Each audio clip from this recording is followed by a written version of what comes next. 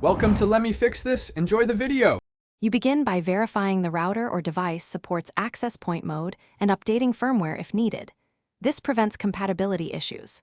Once done, plug in an Ethernet cable from your main router to the AP and join the device's setup network so you can access its web UI or app.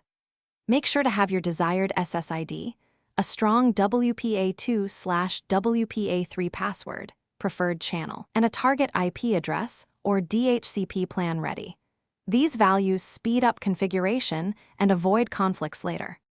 You now change the operation mode to access point in the device UI. This disables NAT and DHCP on the AP so the main router keeps control.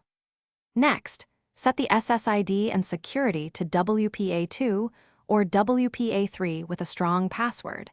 Choose a channel that minimizes overlap with nearby networks to reduce interference. Then assign a static IP in your LAN range or create a DHCP reservation on the main router.